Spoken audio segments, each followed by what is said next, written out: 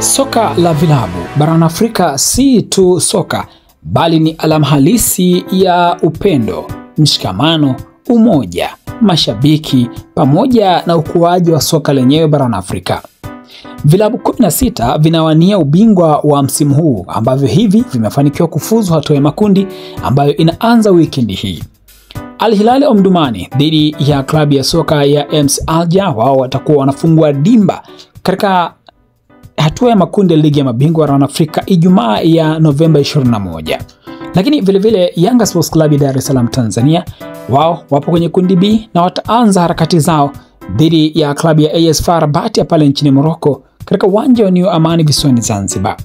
Simba Sports Club, wawakilishi wengine wa Tanzania kwenye michuano hiyo, watashuka dimbani siku ya Jumapili Novemba 23 dhidi ya Petro Atletico de Luanda ya nchini Angola katika mchezo utakaopigwa majira ya saa 10 katika dimba la Benjamin William Mkapa. Kundi B aliloko Yanga Sports Club, bingwa wa Tanzania, ndio kundi ambalo linatajwa kwamba ni kundi la kifo kutokana na uwepo wa vilabu ambavyo walao kila kimoja kimewahi kutoa ubingwa.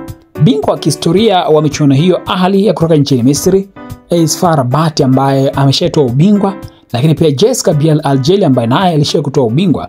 Ni Yanga pekee ambaye hajawahi kutoa ubingwa kwenye kundi hilo. Sasa basi, wataalamu na wachambuzi wa soka wanasema kwamba hilo ndio kundi gumu zaidi kwa michuano ya ligi ya mabingwa barani Afrika kwa msimu huu. Lakini je, baada ya mechi kuanza kuchezwa, tutayaona hayo na litabaki hivyo ama mambo yanaweza kubadilika kabisa? Bila shaka ni jambo la kusubiri na kuona. Lakini ikumbuke kwamba shirikisho la soka barani Afrika tangu lilipobadili utaratibu mwaka 2016 na kuongeza idadi ya vilabu vinavyofuzu kwenda hatua ya makundi kutoka vilabu 8 mpaka 16 ambavyo vinagawanywa kwenye makundi 4 yenye timu 4 kila kundi. Vilabu viwili vinavyopata alama za juu zaidi katika kila kundi vinafuzu kucheza hatua ya robo finali, huku pia mgawanyo wa fedha ukienda sambamba na nafasi ambayo mtu ameishika au atakayoishia kwenye michuano hiyo. Msimu huu michuano hii inatarajiwa kuwa migumu na yenye ushindani zaidi kutokana na ushiriki wa vilabu ambao vinaonekana kuwa vimejiimarisha zaidi kuelekea msimu huu. Unatarajia yapi kwenye ligi ya mabingwa msimu huu, hasa katika hatua hii ya makundi? Unaviona wapi vilabu vya soka vya Tanzania vinavyowakilisha katika hatua hiyo ya makundi? Tuandikie maoni yako.